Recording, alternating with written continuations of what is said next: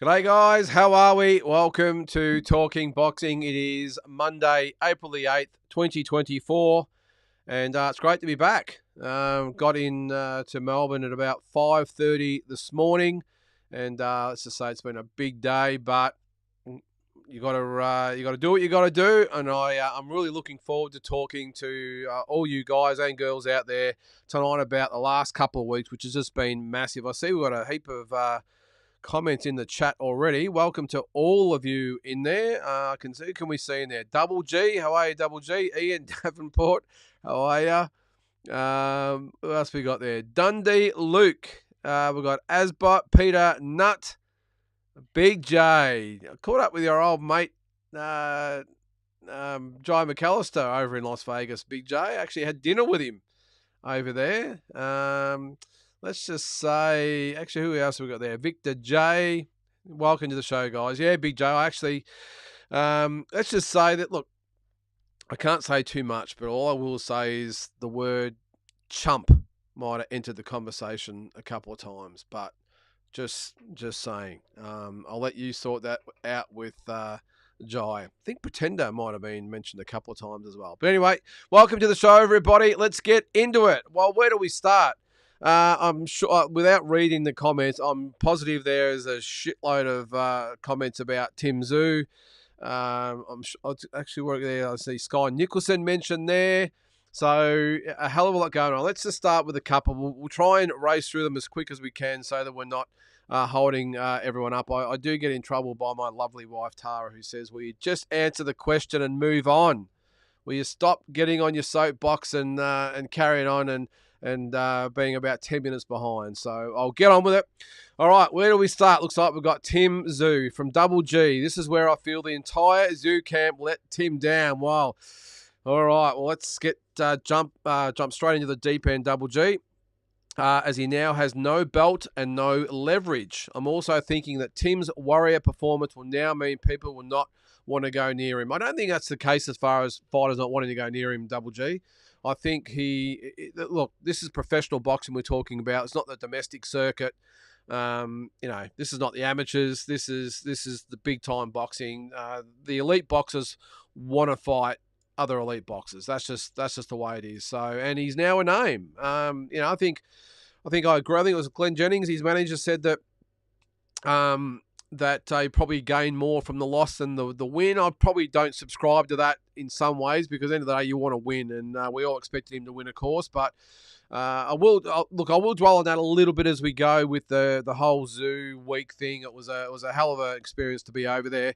To answer your question though, look, it's arguable that Tim's team let him down. I mean, at the end of the day, they did as best as they could. They're his team. They do the best they can by him. I know the cut man has copped it left, right, and centre. His trainer, Igor, has copped it. Glenn Jennings has copped it. George Rose / No Limit has copped it. Everyone seems to have copped it.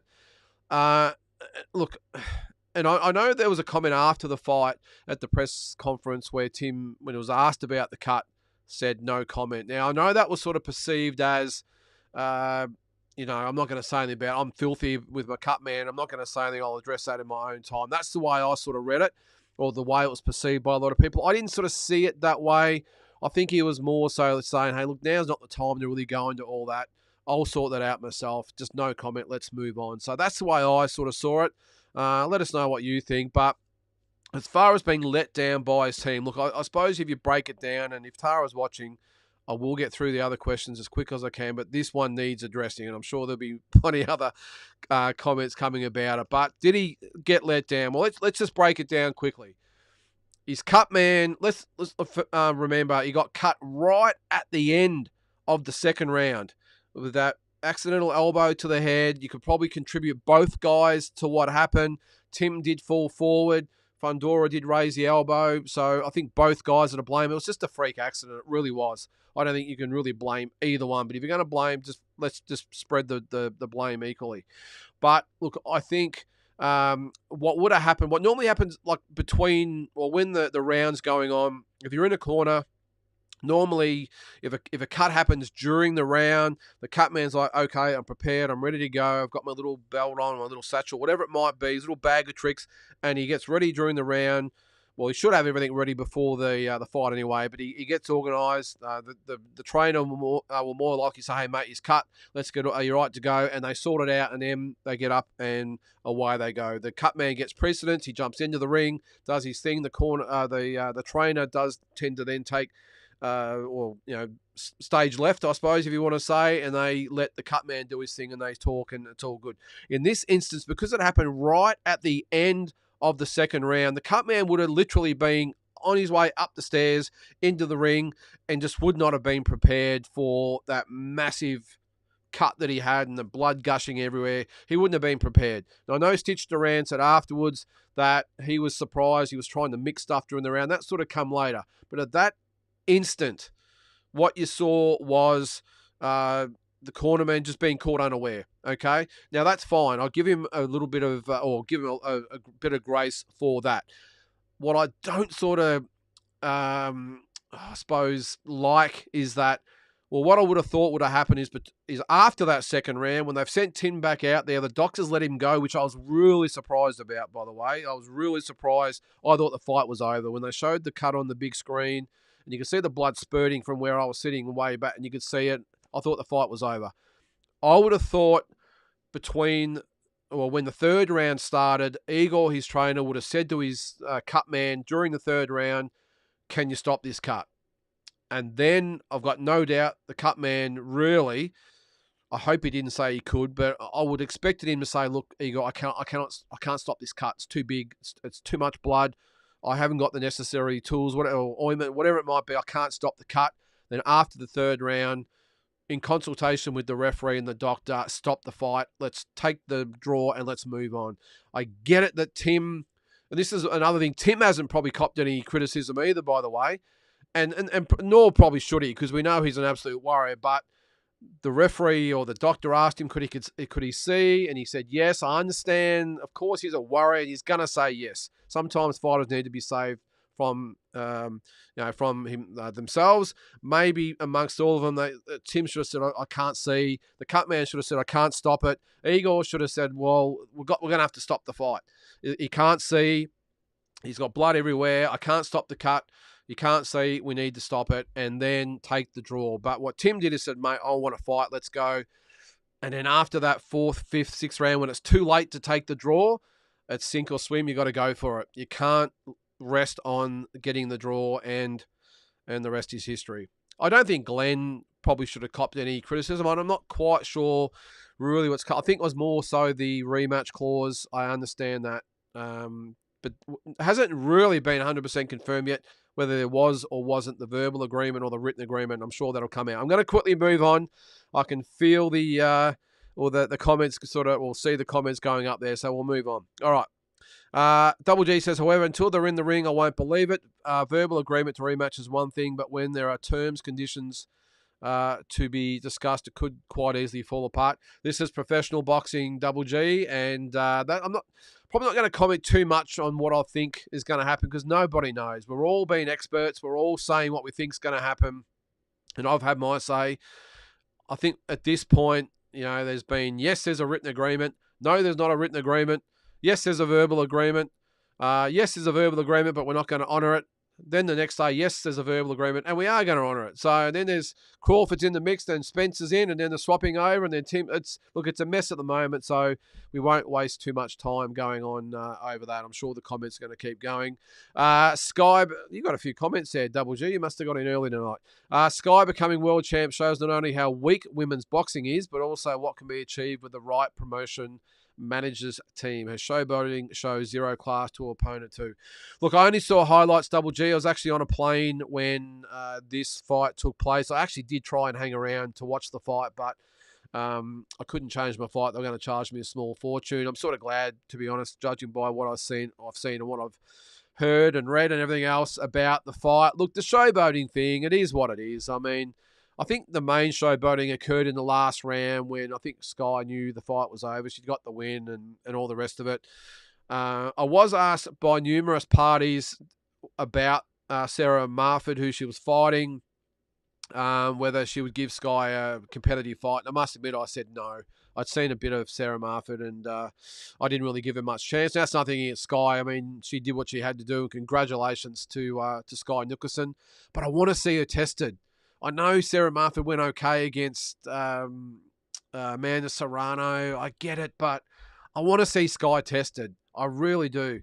She's a hell of a talent. I take my hat off to her for her performance. She did what she had to do. I know it wasn't the most exciting performance, but hey, as Floyd Mayweather showed, it's not about being the most exciting. It's about getting the job done with minimal damage, and she barely had a glove laid on her. But I want to see her tested. Now, the Amanda Serrano fight will be great if it happens. Who knows? I think it will. I think Serrano will fight her. I mean, she's got one of her belts. She wants her titles back, I would think, and can Sky keep her off for 12-3s? We'll see. But very, very impressive performance by Sky Double G. But as I said, don't necessarily want to see her change her style, but I just want to see her in with some live competition because I just don't think she's fought anyone of note yet. And there's plenty of good girls out there. But anyway, I'm sure Eddie, well, he's the expert. He's in charge. So let's see what he comes up with. Interesting chat with promoter Samson on Raw Sport Media today. Did you catch it? No, I didn't. Sorry, Double G. He gave some reasons why he'll never come to Australia for a rematch. Well, I don't blame him for not coming to Australia.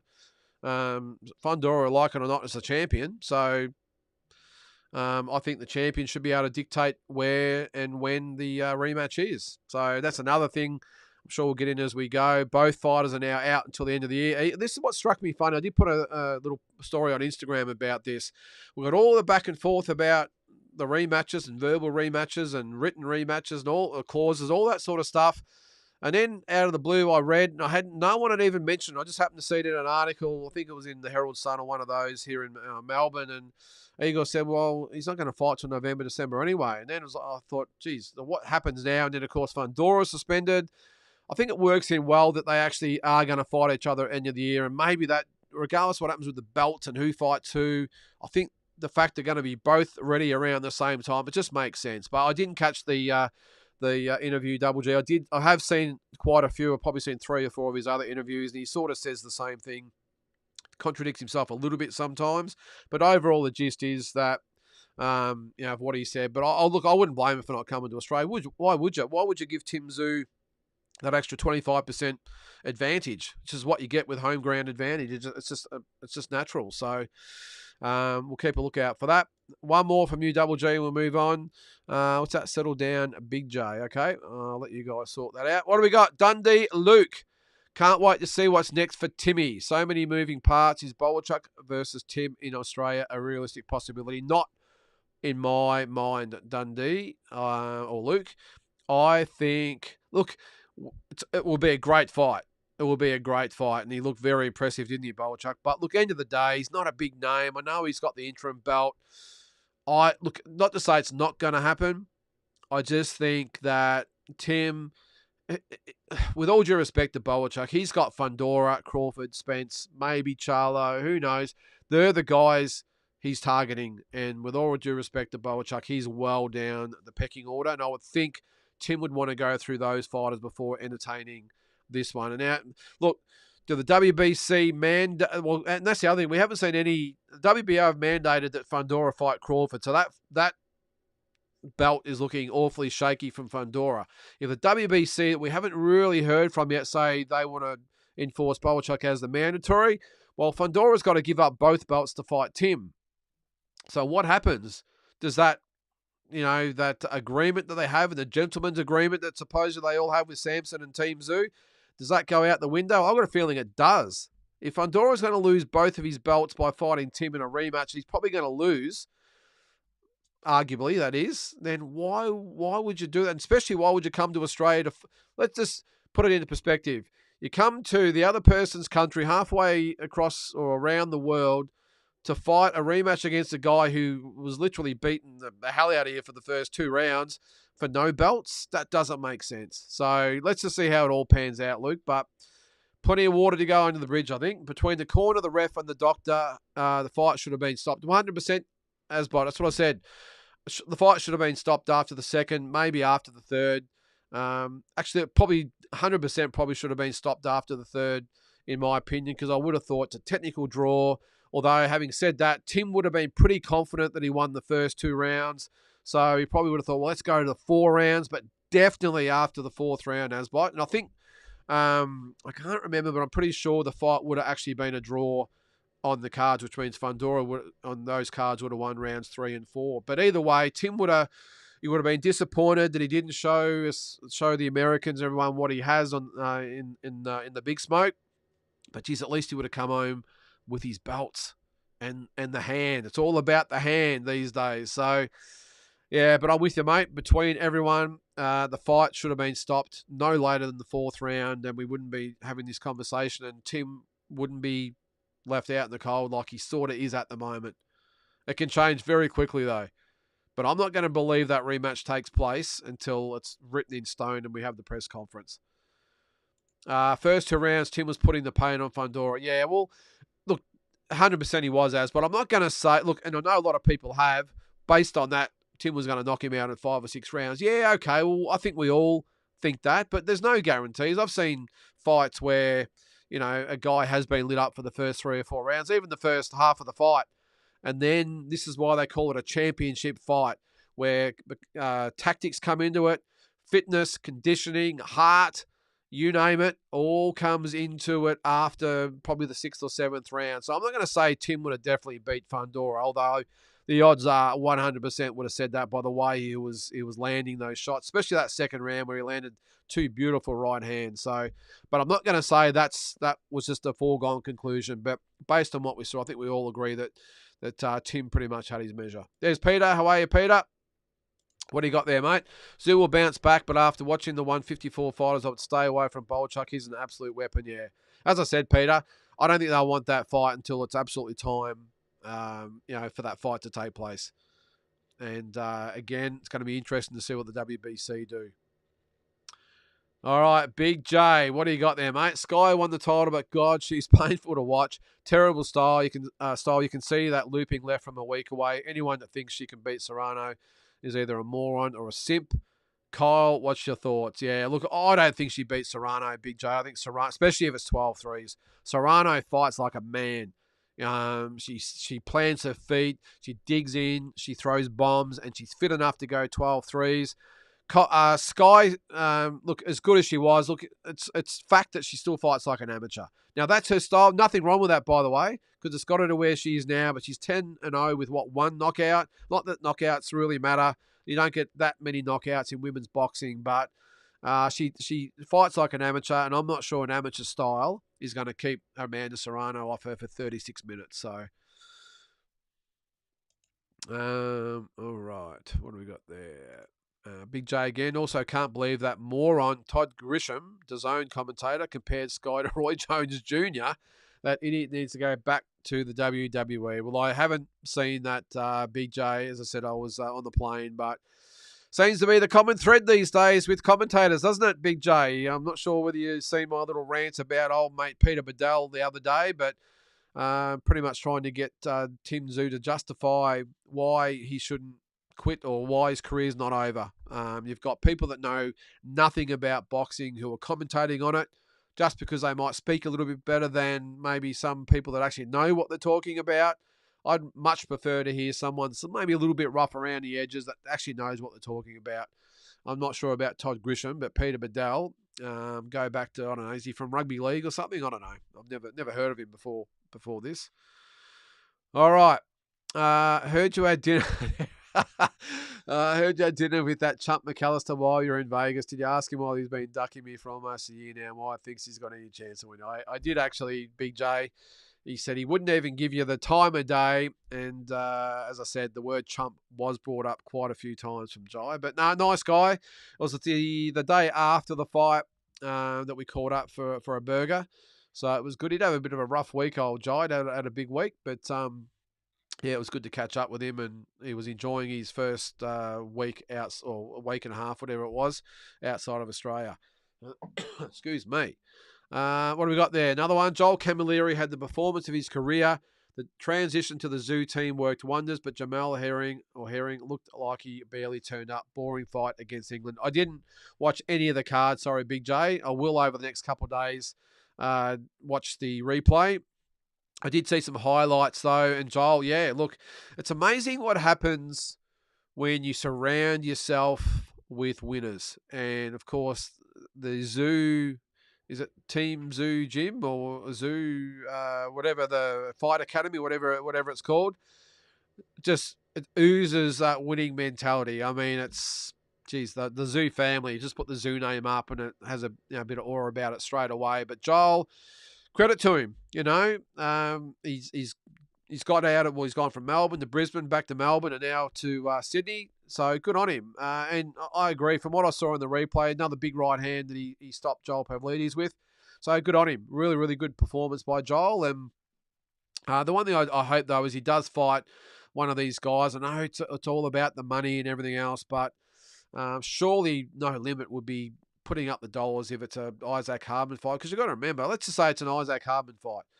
If they fly someone in for, say, Isaac or Joel, I mean, you're looking at probably 20 grand in airfares, and you've got accommodation and visas and per diems and all these, or per diems, whatever they call them, which is food, money, all this stuff. Surely you can put that into the purse and pay these guys what they're worth. But let's hope they get it on. I don't want to see both of those guys fighting internationals. Let's fight each other. I think Joel and Isaac are probably both at the crossroads a little bit. Joel's 33, whatever he is, 33, 34, whatever it might be. Isaac's had, 3 losses out of 5 fights. I think it's a good fight for him to have and settle the little grudge once and for all. All right, I was wondering when this one had come up, Big J. So Rafa is now going to be a gatekeeper, but again, calling out Tim is just plain embarrassing. Still, Camilleri, Ryan, and Nikita are good fights for him. Well, oh, geez, where do we start with Michael? Big J, let's start with his performance in Vegas. I think the easiest way to say is what performance. It just didn't turn up. He looked timid. He looked like a deer in the headlights. I can't say it any other way. Look, I know I'm being a bit harsh here, and I might cop it from certain angles, but it's like in Australia, he fights like Tarzan. He goes overseas and fights like Jane. I mean, it was the most timid start to a fight. I know he got caught, and I know Lara is a class fighter. And that's why I said on here lots of times, Lara, in my opinion, schools him. I didn't think he'd do what he did. Let's just say that. I didn't think he'd knock Michael out the way that he did. But anyone that asked me, I said that Lara, too much polish, and he'd outclass Michael. Now, that is what it is. That was just my opinion. And as I said, I didn't expect him to knock Michael out. But I didn't recognise Michael in there. He pushed his punches, looked very tentative. Just, I don't know, was it the lights of Vegas? Was it the opponent? Who knows?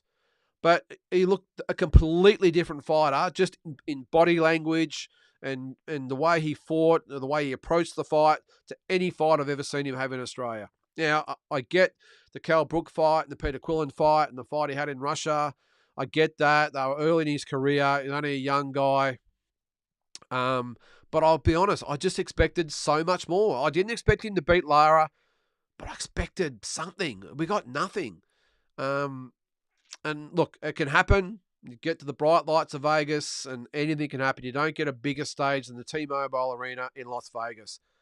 But I couldn't believe what I was seeing. I really couldn't. And I said to, sitting next to Noonan Boy in the audience watching, and I said in the first round, this is not going to end well here. A couple of times he poked out a jab and got whipped back with a quick counter right hook or a left hand. And I said, this is not going to end well. And sure enough, second round, bang, bang, all over. And I didn't expect it to be that quick and that dramatic. But, geez, where does he go?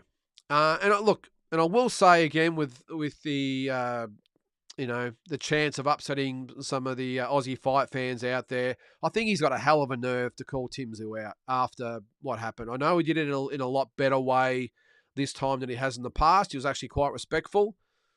But I said in my Instagram post today that Tim's probably at the point now where he tells him, to get his get his name out of his damn mouth, a la Will Smith and Chris Tucker, not Chris Tucker, whatever his name was, the other comedian. But I just think he's got a nerve to even mention a fight with Tim Tszyu. I get it that him and his team are probably saying, hey, look, our options are very, very limited at the moment. maybe we could just put it out there and just see how far we can go with it. But I, as an Aussie fight fan, feel a little bit insulted, to be honest, that Michael would have the nerve to even put that out there. Big J, and I'm sure I'm not the only one, but on the same side, I'm sure there's other people that see it differently. But I can only call it the way I see it. That's what I pride myself on this channel. And for Michael Zarafa, after that performance over there, to come back within a week and respectfully call out Tim Tszyu, for me, very well. As I said, it takes a lot of nerve, if you ask me. But anyway. All right, Victor J. We've seen Lemos take on Matchroom Fighter in America with all 3 judges being American. Home cooking, in my opinion, judges should be from different countries. Devin went to Australia for Cambosis and got no Aussie judges. Depends on the magnitude of the fight, I think, Victor. I know, look, in a big undisputed world championship fight, then it's a given you're going to get independent judges. That's just the way it is. Apparently at that fight there's like a few hundred people there. It was on a lower scale. I know you can't sort of see it on the TV, but from what I heard, it was a very small crowd, a very small event. I don't think it wasn't for a title or anything like that. So I'd say that's really got something to do with it. The fact that Lemos being an Argentinian fighter coming over for his first fight in America, it'd be like, well, that's the way it is. Like, it'll lump it. It's just the way. It's like here in Australia, mate, Victor, like in Melbourne or something. If a Fijian comes over to fight a Melbourne boy, you're going to have 3 Melbourne judges. It's just the way it is, and I think that's the way it was over there as well. What's up, Deep Dive? Did you see? Oh, yeah, Hitchens and Lemos. Yeah, only highlights, mate. Again, I was on the plane. I feel like the line between clinching and excessive clinching is blurred. Do you think the referees need to start warning taking more points? Yeah. Well, the whole officiating at the moment, Victor, needs to be overhauled. The judging's been shocking all over the world at the moment, not just here in Australia, in America, well, especially with that, from what I heard and read, that what I've seen so far with the highlights, that Lemos was very unlucky. Yeah, I think, as I said, mate, I think officiating all over the world at the moment needs to be reviewed. Maybe they need to look at the way. I think the refereeing's not too bad overall, but the judging, I think there needs. Do we need to change the way we score? Do we need to have judges explain themselves a little bit more? Do we need more judges? Do we need less judges? I don't know. But the judging thing, I just think hasn't been this bad for quite some time. There's Kyle. How you going, mate? We'll race through these comments as quick as we can. I'm about 60 behind at the moment. Hey, Victor, seen the same fight. Exactly my thoughts, mate. I saw yesterday. It's Hitchens over Lemos. Sky was awesome. Top-notch performance. But she's an outboxer. You can either appreciate that style or you can't. Yeah, no, that's fine, Kyle. You're right on both fronts. It was a good, top-notch performance. But don't expect many people to be paying top dollar to go see that. And even she's talking about coming back to Australia, unless it's on the Gold Coast where she comes from in Brisbane, don't expect a big crowd to watch her fight, Kyle. That's just facts. Women's boxing's hard enough to sell, let alone when you've got someone that, pretty much pity pats the way through 10 rounds. And that's fine. That gets her where she wants to get to, and that's cool. Full respect to her, world champion. But it's going to be pretty hard to get a crowd, mate, I would think. What's that, Peter? I'm calling if Bolchuk beats it. What's that? I'm calling it Bolchuk beats everybody at 154. He absolutely destroyed Mendoza with a far more dominant performance compared to Tim. Got to remember, though, I get what you're saying there, Peter, and it was, but he also had a full-on proper camp preparing for Tim. This fight, same as Tim, he had a week and a half notice. I know he was in training, by the way. It's not like he was just called up and thrown in the ring. And maybe they had an extra few days more than what we, the public, were told that Thurman was out. Who knows? But I don't think, from what I saw, the same Mendoza fought Tim that fought Bolchuk. But it was a dominant performance from Bolchuk, and he's going to be a handful for anyone. And you throw Madrimov in there as well, and some really good fighters at 154. It's not all just about Tim, Fundora, Charlo, well, throw him in there, Spence and Crawford. There's Ortiz as well. There's some really good fighters in that division that aren't really being spoken about at the time. But I've just got a feeling The top dogs are going to have their little tournament, and then these other guys are going to have to just wait their turn. Is that Casper Munro Lynch? How you going, Casper? Tim should fight Murtalov, who just won the vacant IBF title. I saw that, mate. Yep. Throw some big money in to take Tim on in Australia. Then Tim has leverage to get one of the big Americans. Well, that might be plan B or C, I think, Casper. I think it all depends on what Fundora does. I mean, he holds the cards. Regardless of this contract, they're always made to be broken. Money plays a massive part, as we all know. So it depends on whether Fundora... And look, my personal view with Fundora is he'll probably give up the WBO and let Crawford... Because Crawford, he won't want to wait till September, October, whatever it might be, to fight Fundora. He hasn't fought since July. I don't think he's going to want to hang around. He's going to want to fight in the meantime. I think he'll fight Kelly or maybe even Spence. Who knows? I think Crawford will fight for the WBO belt. You've got to remember, holds a lot of clout with the WBO. It's not. I don't think it's going to be a Tim situation with Charlo. Where the sanctioning bodies say, well, that's stiff, mate. He's out. You're going to have to wait your turn. I think they'll push for the WBO, or the WBO will push for Crawford to fight for the vacant belt. I think Fundora will defend the WBC belt against Tim, and then we might see how that all pans out. But as I said before, mate, I'm not going to get too much into it because we just don't know. So many intangibles out there and what might happen. Until Fundora makes up his mind what he's doing, I think the whole division is going to be held in limbo.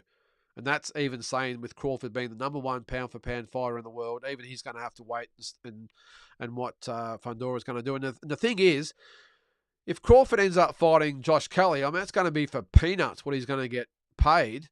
So he's also been the biggest loser out of the Fundora team fight as well. If they end up fighting each other, he's going to be left out in the cold. He's not getting any younger. So he might, if he gets forced to fight Kelly, okay, he fights for the WBO belt. That's great. The money will be crap. The attention will be crap. And as I said, he's probably been just as hindered as everyone else. So it's going to be fascinating to see what happens. Luke, what do you got there, mate? Hey, guys, what's the thoughts on Zarafa calling out Tim? You posted only a few days earlier that he had a 2-fight deal with PBC. Well, I answered that before, Luke, but I'll keep going over it as we go. The 2-fight deal with PBC, I did hear that mentioned. Look, there's some scenarios with that, Luke, that I think might happen. And this doesn't matter whether it's Michael, Tim, I don't care who it is. This is the way it would normally go. PBC would probably have all hand in this situation with a fighter that they would see as many shelves down on the pecking order for Zarafa. He'd be, shelf D or, E or one of those shelves, nowhere near A or B. So they could either say, rip up his contract and say, piss off back to Australia, we're not interested. Or they might go, okay, well, we'll honour it. We don't need all the litigation and all what might happen over it and all the headaches. All right, we're going to put you in with an up-and-comer prospect, as a fight for them on their platform. That's the two options. Look, again, I don't want to be too harsh about it because I fully respect Michael for going to Vegas and jumping in the ring. But at the end of the day, again, this is a business, and he's not getting another shot or a big fight. I don't think. Just my opinion. I might be proven wrong, but in my opinion, I think PBC, as I said, will either cut him loose or just that second fight, just chuck him in with, just someone that. To fill out the rest of the card or an up-and-comer as cannon fodder. That's the way I see it. And again, I know it's harsh, but that's the raw reality of professional boxing. And I hate to say it, but he had his chance, and it's not like he lost it. And this is the thing I get with the Tim thing as well, which sort of irks me a bit. It's not like he went to Lara and gave him a competitive 12-round fight. He got blown out in a completely uncompetitive fight. Didn't really give a yelp and got blasted out in 2 rounds. He's got no, in my opinion, again, no right to be saying anything at the moment. If I was him, I'd be laying low for a little bit, have a good, well-earned rest, and let his manager deal with maybe tiptoeing back into the PB offices and saying, hey, how about our, do you remember our 2-fight deal? Just keeping sweet. That's what I'd be doing now. And as far as Tim goes, I would not even be putting it out there. Although I did say to Jai McAllister, Big J, I said, mate, within a week, I guarantee you that it's in the headlines that Michael will say, well, I lost, Tim lost. Well, how about we just fight each other and whoever wins gets the career back on track? He said, no, that couldn't possibly happen. And here we are. So anyway. Kyle, Mendoza needs to keep his hands up, and he needs a tune-up. Yeah, well, I think he'll be back, Kyle. He's a good fighter. I think he'll get some other fights. There's Andy. How you going there, mate? Salute to you. Yes, like, subscribe, share, all that sort of stuff. It really helps the channel. We've got nearly 50 people watching at the moment, so hit the like button there, guys. It's much appreciated. What about Nikita Tszyu and Zerafa? Well, they're different divisions at the moment, Kyle. And I just don't think... Look, to be honest with you, if they fought next, I'd back Tim Tszyu to knock Michael Zerafa out. Based on that performance that I saw, I think Nikita knocks Michael out. But Nikita is a 154. Michael is a 160. So does Michael come down? Do they do a catch weight? I'm not saying it won't happen, and who knows, it could happen. But I think right here and now, the Tim Tszyu versus Michael Zerafa fight, you could put a line through 100%. That's never happening. But Nikita, who knows? Maybe there is a chance, but I think Nikita. Look, I just think with Nikita, they're not interested in just like fast pacing him to these type of fights. And as I said, I still think he beats Michael Zerafa now, but I just think, hence why they're putting him in with someone like a Danilo Corriere. Get him up to 15 fights, and then if Michael Zerafa's still around, or at least 12 fights, then maybe look at him. But they're in no hurry with him. I don't see the sense in everyone making this type of suggestions. Nikita versus Michael Zerafa. As I said, even though I think Nikita does win, I think stick to your timeline. They've got their whiteboard out with where they're going, so stick to it. And who knows what happens with Michael, but I just think stick to your schedule and see what happens down the track. Peter, Mendoza got destroyed by a super aggressive fighter. Yeah, well, yeah, he did. I suppose that's all I can say, Peter. He barely won a round, didn't he? Bolchuk, it was just a beast. PBC might give Zerafa Elijah Garcia. Well, I was talking to D-Style from D-Style Boxing over there, Casper. He said exactly the same thing. Said he's only a young kid, hasn't had a lot of fights. I must admit, I've only seen highlights of him. I haven't actually seen a full fight, so apologies about that. But he said it would be this is the type of fight they might give to Zerafa. He thinks Garcia knocks Zerafa out, but we'll see. But that's the sort of thing I can see, Casper. It'll be one of those type of fights. I'll use him just the thing is with the PBC contract, it'll be up to their discretion of who he actually fights. So they might just put him, third or fourth on the card against one of these types of guys and say, well, there you go. You've had your second fight. Now go home. Again, I'll reiterate. I just don't think, based on that performance, that he could possibly be in line for any other fights of note, especially at 32 years of age. So, and I hate being that harsh about Aussie boxers, but this is what we're talking. We're talking boxing, aren't we? So I'm not going to sugarcoat it and pamper these guys. They're big boys. And I think deep down Michael would agree, but I don't blame him for getting out there and keeping his name out there in the media because, of course, the Australian media are dumb shits and they'll run with anything they get told. And, so it doesn't hurt to put it out there, but I just can't see it. Asbot, Zerafa is delusional. He's a nobody in comparison to Tszyu. No offense, but it's a joke he's calling Tszyu. Well, that's what I said, Asbot. I agree. What's that, Kyle? Truly, Pete, he was still standing. Bolchuk is spewing because he had a 100% KO win rate. Oh, that's with Mendoza. Yep. Victor says, Ron, these referees have such a different criteria for clinching. We've seen Jack Catterall get a point taken versus Taylor. Yes, we did. And just saw last week Rowley get a point taken.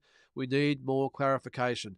Look, Victor, the problem is it's all open to interpretation. That's the problem.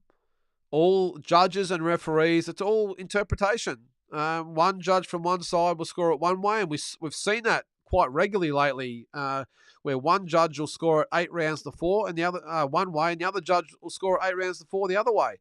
How could it be that sparse in the way these judges see it? Then you'll have the other one in the middle will call it a draw. So something has to be done, especially with the judges, because I don't think we know what the hell is going on. And the fact that they don't let these guys be interviewed, get them up there in the press conference and let's hear them, discuss why they came up with what they did. And the biggest one I've seen, Victor, was the Rolly Romero and Isaac Cruz fight. One of the judges had Rolly Romero in front. I barely gave him a round. I thought maybe he gave him one round. He had him in front. So if that fight had gone the distance, we could have had a split decision. It's ridiculous. Batman. Zoo is a warrior, no doubt. He showed up so much heart. Undoubtedly beats Fundora in a rematch. Hopefully they can get it, man. Let's hope so. Batman. It's good to see Tim in a lot better spirits in the last couple of days. If you follow him on his Instagram or wherever it is, social media, he's in Hawaii at the moment. And, he does look in a lot better spirits than what he was in Vegas anyway. And he'll be back. He'll be back. Yes, Ian, hitting the like button is easy. Nothing but respect to Zoo, but I thought Judge Tim Sheaton 116, 112 for Zoo and 117, 111 for Hitchens this Saturday were bad scores. Yeah, look, I don't think in the Zoo and Fundora fight, I don't think you could give either fighter 8 rounds, Victor. But that highlights it again. You've got 116, 112 for Tim, 116, 112 for Fundora. And what was the other one? 115, 113 for Fundora. And that's probably more like it to me. I thought it was a 7 rounds to 5 fight, if not a 6 fight. I must have been after the fight. I had a bad feeling in the stomach. I will admit that it was not going to go his way. I don't know, just call it a gut or that gut feeling, intuition, whatever you might want to call it. But I had a bad feeling. But I was just hoping he might scrape through with the win, or worst case, a draw. Didn't go his way, but 8 rounds to 4. I don't think you could argue that either fighter won 8 rounds, Victor.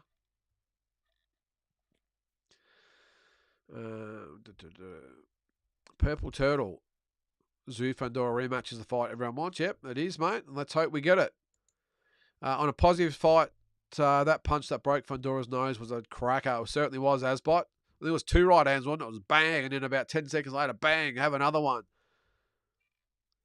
All right, Kyle, you want to talk about Serrano and Sky. Serrano would not want Sky. Taylor Serrano in the works. Chapman's the only test left. Yeah, might as well do it for Undisputed on the 2nd. Matchroom Queensberry card September. Serrano needs to vacate. Yeah, well, excuse me. Well, I think, there is talk, Kyle, that Katie Taylor will fight, what's her name? The girl that they've split both fights. Oh, I hate when I come on here and I can't remember.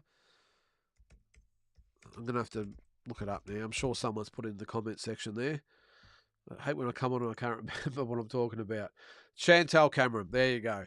So they've split 2 fights. I would have thought it's not going to happen next. I'm not quite sure who Katie Taylor's going to fight next, but apparently the Chantel Cameron fight will be after that one. So unless she decides to fight Serrano in the meantime, who knows? But I think you'll get Taylor and Cameron later in the year, and you'll have Sky and Serrano later in the year. Cole, that's what I think anyway. Although the WBC thing does come into it, but if Serrano said drop the WBC belt and I'll give you a shot, well, I think Sky will do it. The other 3 belts are on the line, so who needs a WBC one, I suppose? What's that? Can't Fundora blue ball Crawford and keep his belts? There are still rules. I don't know, Kyle. It depends on who you are, what your reputation is, what your past is, who your manager is, who's your promoter. There's a lot of factors, Kyle. As we see all the time, there's no fast and steady rule. It just depends on the sanctioning body and who the fighter is. It's as simple as that. So your guess is as good as mine. All right, rumours. That's what we want. Victor, what do we got? I saw rumours of Bud Crawford versus Israel Madrimov. Okay, on pay-per-view.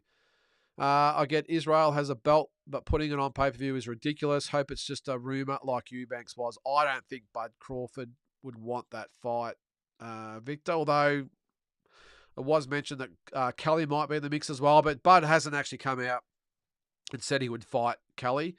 But look, at his stage of his career, and I can't blame him. He's arguably the number one pound for pound fighter in boxing. I think he wants Zoo, he wants Fundora, he maybe wants Spence, he wants Canelo.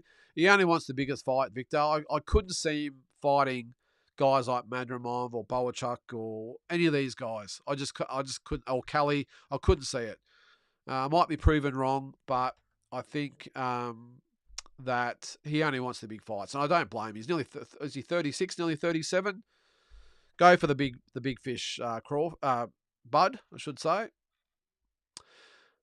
Jules, how you going, Jules? Welcome to the show. Evening all. Really enjoyed your travel vlogs. Oh, thanks, mate. I only did 3 of them, but yeah, they were a lot of fun. Production value increasing every trip. That ice cream star of the show. It was pretty good, Jules. I thought just after, because I don't think I'd eaten it all that day. I just forget to eat and you get busy, and I do lose my appetite over there. But for some reason, after the fights, I really felt like an ice cream, and it was about that big. It was 3 different flavours, and it was bloody good, Jules. It tasted just as good as it looked, I can tell you. All right, Sammy, what do you got there, mate? Not a big fan of Nikita versus Creative matchup. Well, join the club, Sammy. I thought Creative was lucky to get a draw against Haywood, and he's just tailor-made for Nikita. I think Nikita stops him early. Well, Sammy, I've made my thoughts on this very well known that I hate the matchup. I think Creative's done absolutely nothing to earn a pay-per-view fight, just like Sleeves had done nothing to earn a pay-per-view fight with Sam Goodman. Luckily, in this particular occasion, Sammy, the undercard looks quite solid. It looks quite good.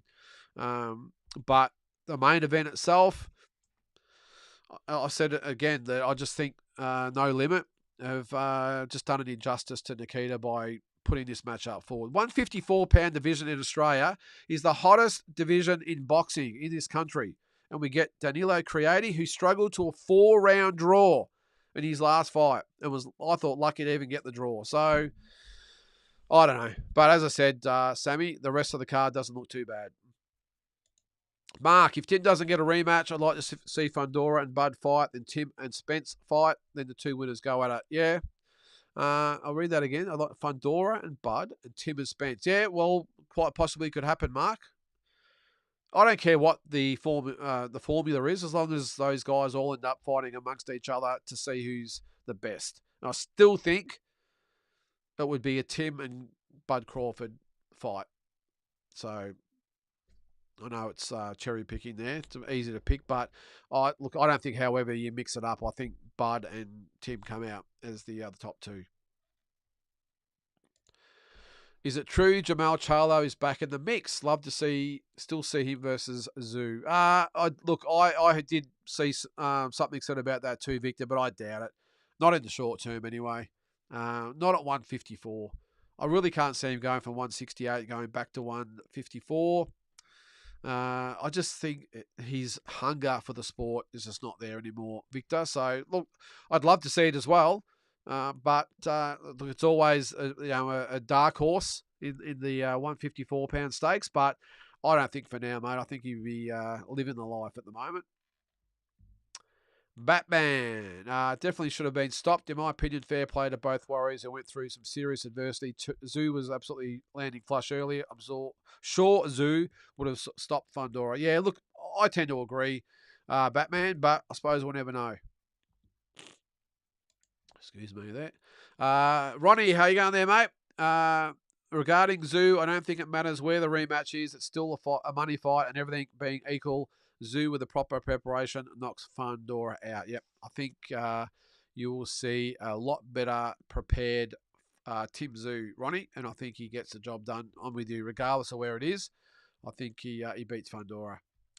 Tim was able to defend himself well considering the circumstances, but I was thinking, imagine he would have taken a beating and never been the same, all because he couldn't see Zoo. I'll keep going there, Batman. Yeah, well, he wasn't able to defend himself, and the thing about with blood, unlike sweat and water, which you can wipe away with no, I mean, sweat can get a bit stingy in your eyes because it's of course got salt in it. Water's no drama, but blood, it's thick, it's sticky, it literally blinds your vision. And I think Tim did a sensational job doing as well as he did for 10 rounds, not being able to see. And the disappointing thing I've said again is with the cornerman, regardless of all the things being said, the fact that he started each round with blood all over his face, I thought was unforgivable. I mean, regardless if you can't sort of stop the blood between rounds, I'll just fix my camera there. For him to walk out wiping blood away from his eyes, surely when that happens, the fight has to be stopped. You can't have a fighter. It's not like he goes out there patched up and after 30 seconds or a minute starts to bleed again. He's walking out, wiping blood out of his eyes. The fight should have been 100% stopped. So, anyway, all good in hindsight. Sorry, guys. There it is. I'm moving back and forth. I think that's what it is. Jules, did you catch Teddy Atlas's review of the fights? Teddy said that he didn't feel bad about the result because we got to see what kind of man he is. Spoke about fortitude and sportsmanship. I did see that, Jules. I'm not the biggest fan of Teddy Atlas, but I thought he summed it up really, really well. He did a really, really good job, Teddy, and it's good to see him give Tim the respect that I think he earned. I don't know how to pronounce that. We'll call you Pit69. How about time America is talking about Tim. They know who he is now. He'll be back stronger and better. Certainly will, mate. There is Carl. How you going, mate? Is there a rematch clause in Tim's contract or not? Hope you had a good trip. Your guess is as good as mine, Carl. I have made some inquiries, bar Glenn Jennings. He's probably the one I wanted to contact, but I think he's had the phone off for last week. I would have thought there's a lot going on there. But, mate, as I said, your guess is as good as mine. I'm hoping. I really hope they do. I wouldn't want to be a fly on the wall. Well, actually, I'll take that back. I would like to be a fly on the wall in the No Limit offices if there's not one in place and they have to sit Tim down and say, I'm sorry, Tim, we haven't got a signed contract for you. I'm not sure that would go down too well. Look, surely No Limit have been around. I know that they've been around a long time, but they have been around long enough to know that you need to have it in writing or else you get backdoored. But we'll soon see, mate. We'll soon see. Andy, Zoo Fundora rematch wherever Fundora wants it. Us Aussies got to make a big offer to bring Sebastian here. Well, we'll see, Andy. Look, it wouldn't surprise me if he came to Australia, but I just get the feeling Tim wants to fight him in the States. He wants to put this right in the States. That's just the way I think Tim's wired. And yes, he'll have the advantages here. He'll be in his hometown, all that sort of stuff. I just think Tim, he's got a taste of the States now. Main event, Vegas, T-Mobile Arena, and just the circumstances of it. I think he's going to want to put it right in America, and especially Las Vegas. Jules says, Tim also received high praise from Algeria and Malignaggi. I saw that. Paulie fears Tim could get phased out by PBC because he performed so well. Thought, yeah, I agree, Jules. Well, Paulie Malignaggi would know better than anyone how it works. If you've got someone like him saying Tim might get phased out, well, that's a real fear. Let's hope it doesn't come to that. I think Paulie Malignaggi hit it on the head. Tim saved the show by taking the fight. The fight would have been cancelled, or the show would have been cancelled if he didn't fight. So he stayed on the card. He fought a guy on 12 days' notice. It was the complete opposite of the guy he was going to fight, all to save the show. And then for the fans, fought the rest of the fight. Now, that probably shouldn't have come into it, but he fought extra 10 rounds for the fans. So they got value for money. And as a result, he could be the one that gets left out in the cold. So let's hope that's not the case, Jules. I think he acquitted himself well enough that he'll be okay. Victor, why did Zarafa go with Nonino and Rachel Donaire to train him? Your guess is as good as mine, Victor. Rachel Donaire as your strength and conditioning. Is that right? I didn't know that. Makes no sense. I heard Rachel on another channel say Zarafa should be at 147. Yeah, geez, that's crazy, isn't it? Well, I was staggered when I saw that Nonito Donaire, I didn't know about Rachel Donaire, but Nonito was going to be his trainer. I understand from Michael's point of view that it's a big name, lots of experience, but the guy's never been a trainer before. You're in the biggest fight of your life. Get an established trainer. I don't understand it. It's one thing that, look, as I said, to have a great fighter like Nonito Donaire in your corner. Maybe you could have been a mentor, a a consultant, whatever you might want to call it, to work on a few different things. But get yourself a Freddie Roach. I'm just picking names here. Get yourself a Freddie Roach or a Robert Garcia or a Derek James. Get someone that's established. And as much as I love Donaire as a fighter, he's proven himself, or he hasn't proven himself as a trainer. Simple as that. Not Look, end of the day, wouldn't have mattered whether he had Freddie Roach and Robert Garcia and Derek James all in the corner with him that night. He wasn't beating Lara, but still, got to give yourself the best possible chance to win. It's good to say, well, I got Donaire in my corner. How well am I going? But if he's never been an established trainer, I just don't understand a lot about Michael's whole thing in Vegas. I don't understand it. But anyway, yes, Andy, thanks, mate. Chris Rock, that's the one. Zarafa is finished. Yeah, well, quite possibly, mate. We'll see. Lara just got the rhythm as soon as the bell went. Got that bit of distance between them and Lara. Between them and Lara could have been 60 and still done that to him. Just years of elite Cuban boxing. Well, that's exactly what I said in the lead up to the fight, Batman. People say, oh, he's 41. Well, so? Still doesn't mean you can't fight. He looked after himself. He looked in really good condition. And he's been in that elite Cuban system for so long. Probably had hundreds of amateur fights. Of course, he's had a lot of pro fights. Lost a very disputed decision against Canelo Alvarez 10 years ago. I just never thought Michael was in the fight. But still wanted him to win, but never thought he was in the fight. But because you just don't lose your ability just because you hit 40. And Michael, as highly as he was ranked, has never fought anyone of the class of Erislandy Lara. It's as simple as that. Pretty sure Nannino's career as a trainer might be about as long as Zaraf's fight. Well, might be, mate. All right, back to the girl. Serrano's power is slowing down. She hasn't had a KO since she lost to Taylor. We always look at the old highlights of Serrano, but she's not her anymore. 2 years ago, she was invincible. Age has caught up. Yeah, well, let's hope we get the chance to see that, Kyle. We get a chance to find out.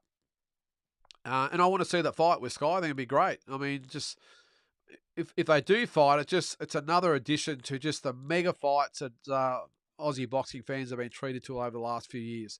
Just some big fights against the biggest stars in world boxing, and it would be great to have the biggest name in female boxing, arguably, probably besides Katie Taylor, that you might be able to get in there with. All right, picking up the pace. All right. What's that? Ronnie, what do you got there, mate? Michael Zarafa is finished when he says it is, mate. With all due respect, he might not be at world level, but he loves the sport, and there are other fights out there for him. Yeah, I agree, Ronnie.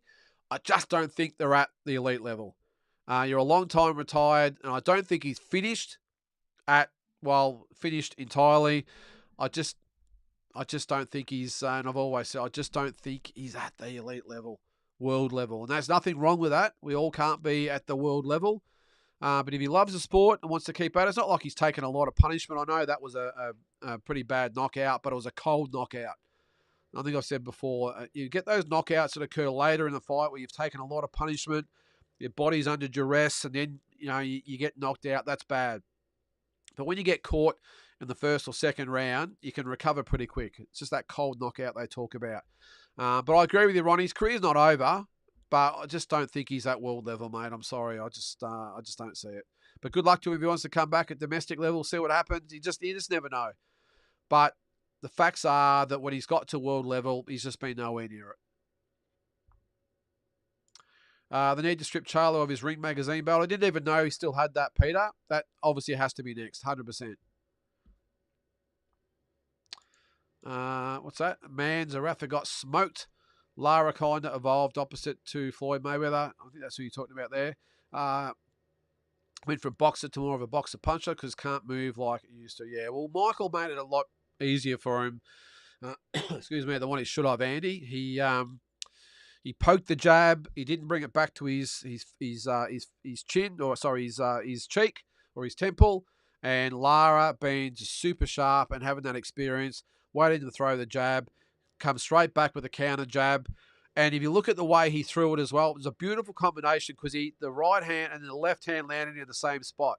So you can see he jabbed at his eye, take away the vision, and the left hand he wouldn't have even seen coming. And that's why it did what it did. So the right hand takes away the vision, and then the left hand finishes the job. Beautiful combination from Lara, and unfortunately Michael just didn't see it coming. How does Spence even get the chance to fight for a belt? Well, he's Errol Spence, Luke. That's about it, mate.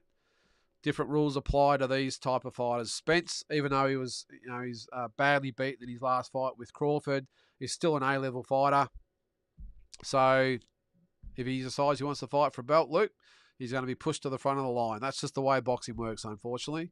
And the Bowachoks and Madramovs and all those type of guys, they just get sent to the back of the line. I don't agree with it, but that's just the way it is. All right, I'm trying to hurry through these guys. Would the city or state get involved and put up more money similar to the Haney situation to get Fundora to fight in Australia? Guaranteed he'll be going to sleep this time, especially down under. Yes, Batman, 100% they will. And I think there's already talk from some of the cities. Sydney, Perth might come into it because they're obviously doing the Kambosos and Lomachenko fight. Here in Australia, it's a big competition with the states and big cities about who can bring the biggest events to the cities, and now everyone's getting involved. Perth's got Lomachenko, Kambosos. We've got Adelaide has had they had Green Mundine too. They've just had the football, the AFL, that is Australian rules football, the big gather round in Adelaide. You got Tim Zoo has fought all around Australia as well. So it's just a matter of who puts up the most money. Even when I was still promoting, we had Jeff Horn, Michael Zarafa in Bendigo, and they put up big dollars. We got state money and local money to put that fight on in Bendigo in Victoria. So 100% they could Batman, and I think that's could be the deciding factor. We saw it again. Jeff Horn, Manny Pacquiao. The Queensland government put up a shitload of money to get Manny. They pretty much paid his purse for him. So I've got no doubt that they'll already be making calls to No Limit, I would say, to say, let's get this fight in our capital city, because it'll be massive. It'll be as big as like back in the day with Fenwick Nelson too. That's what it'll be like. Big J, take this to the bank at 154. WBO strips Fundora. He fights Spence. Crawford fights Madrimov for WBA and vacate WBO. Tim fights old mate for IBF all by August. Well, mate, okay, that's... Yep, not going to argue with that because, mate, as I said, anything can happen in this division the way we're heading.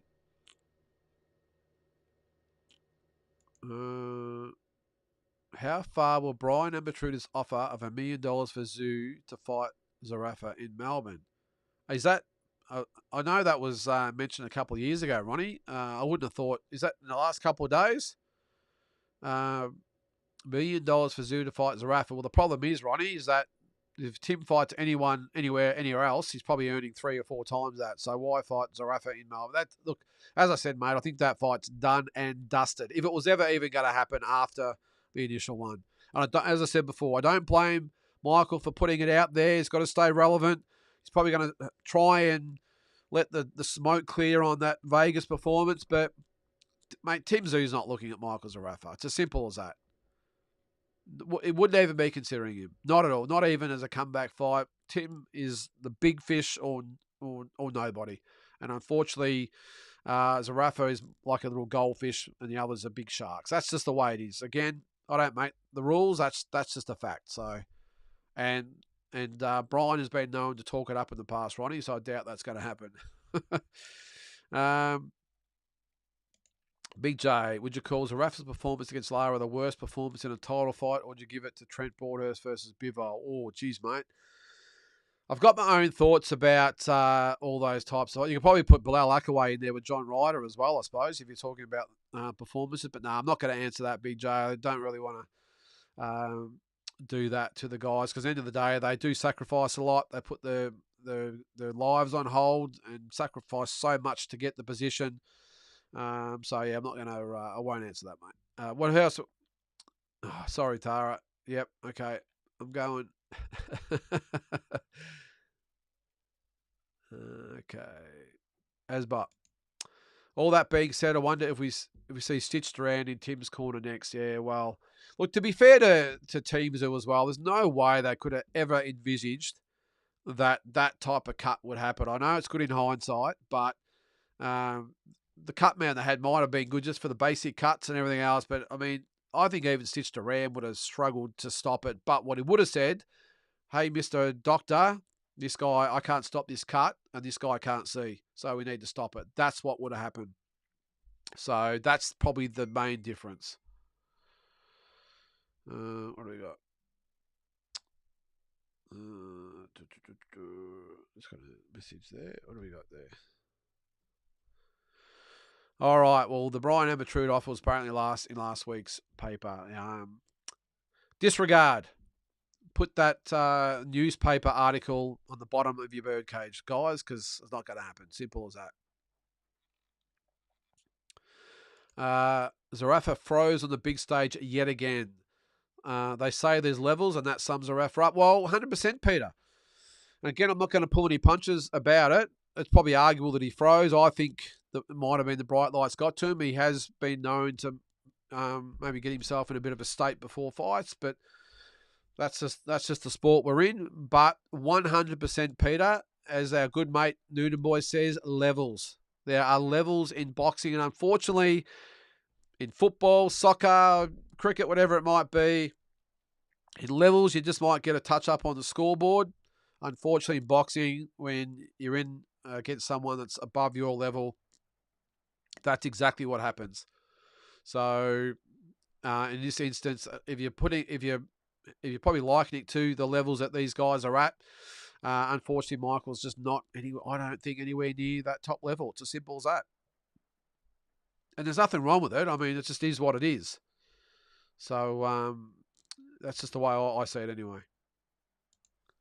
I'm a massive Paro fan and truly hope he gets the job done, but a massive task ahead. Well, one of 11 world title fights featuring Aussies so far this year, Luke.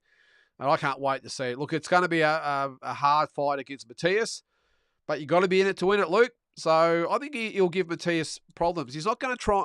Liam's not going to stand there and punch on with Matthias like some of these other guys have. I think he'll mix it up a little bit with good boxing, good footwork. He's quick. He can punch. I think Paro gives Matthias troubles. Now, he's got to do that for 12 rounds, of course, but I think he's a live dog in that fight, Luke. I really do. Anthony, how you going, mate? Old mate, Big J. No, Kelly versus Roy Jones Jr. Pre-Tava loss when Roy was a fan king, or Shane Mosey versus Shannon. Sorry, I missed that comment there, Anthony. Apologies about that. All right, Kyle, you want to continue on with Sky. What do you got there, mate? I think a small Sky car might not do too badly. Keep in mind the women's athletes in general, even those that aren't boxing fans, all seem to support each other. And she has over 280,000 followers. Okay, well, she's got 280,000 followers.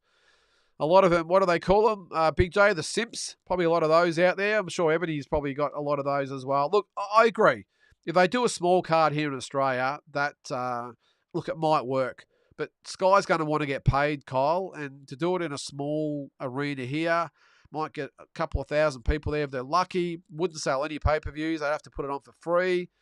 So I'm assuming it'll be DAZN, of course. So it's technically free. But, yeah, I'm just saying it the way it is, Kyle. I don't think anyone really pays to see Sky fight. The one thing I will say that might give Eddie, just make him have a couple of second glances towards maybe having it here in Australia, is there's massive money from the government and from different bodies for grants and whatever else it might be for women's sport.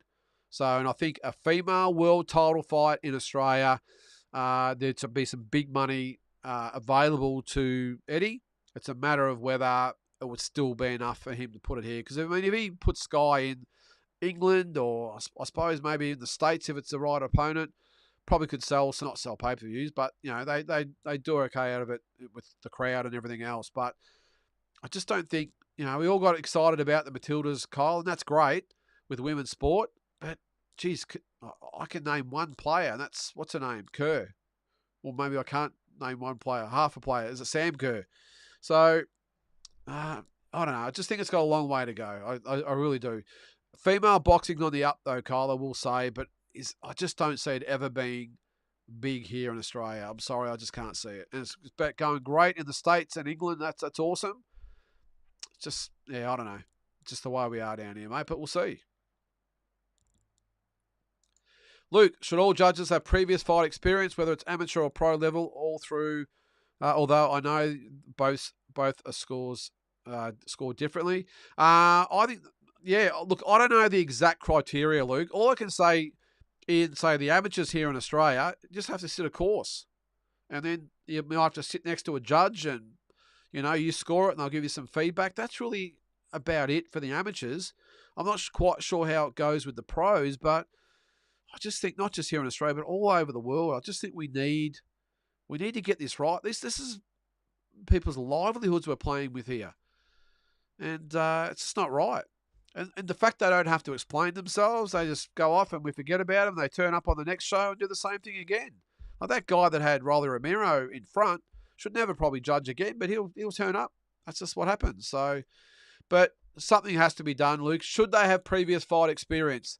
In an ideal world, 100% yes. The problem is that a lot of fighters don't sort of go back and get into it. Maybe that's what they should do. Maybe there should be a bit of a recruiting drive to get ex-fighters involved in officiating.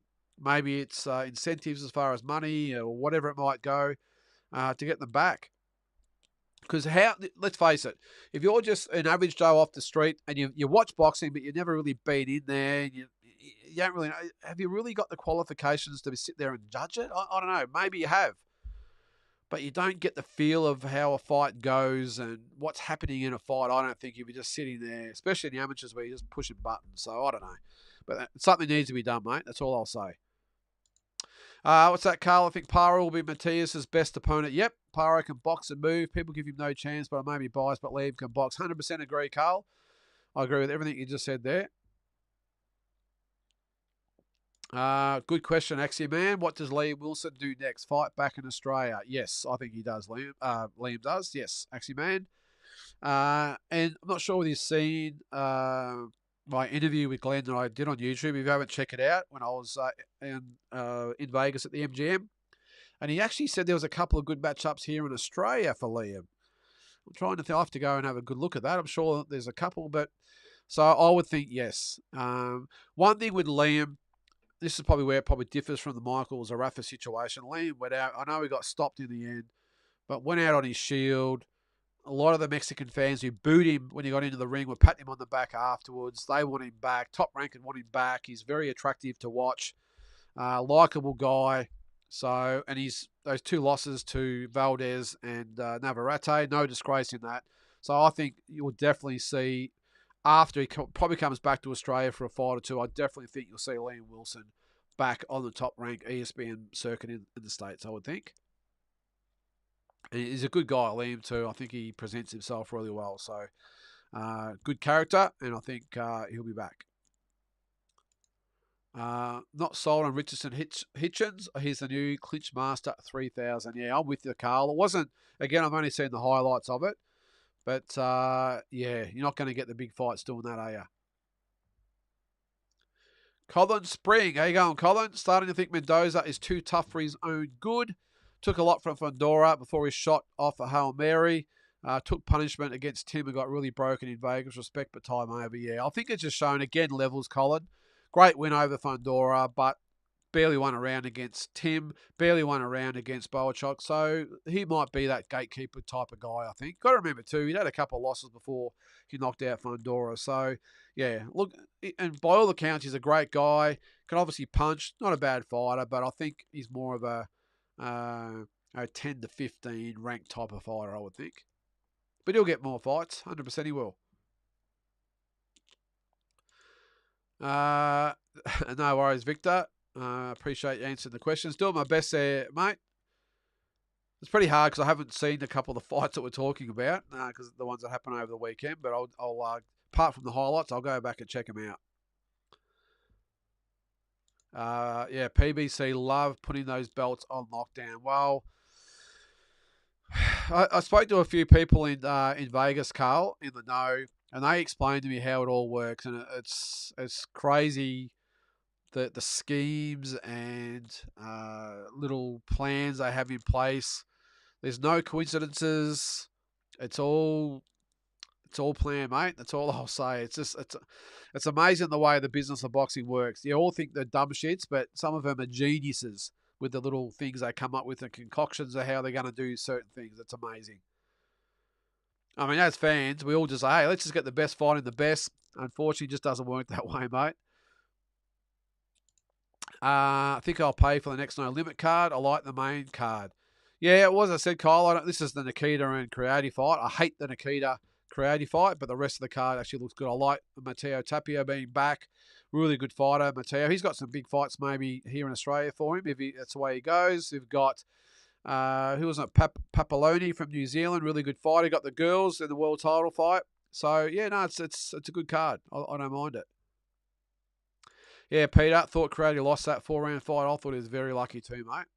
The old mouth guard trick again, eh? Tim would give Spence a beat down. I agree. Batman, geez, he looked heavy too, didn't he, Spence? He's got a bit of work to do, I think.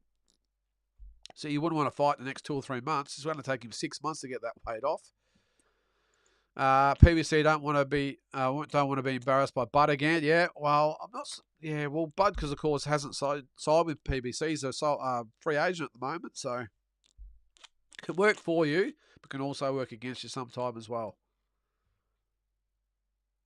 Batman, he just needs the opportunity to get the rematch and to stop Fundora, as he was always going to. If it wasn't for a cut, that most guys would have been able to fight 10 rounds like that, especially. Yeah, no, that's it, mate.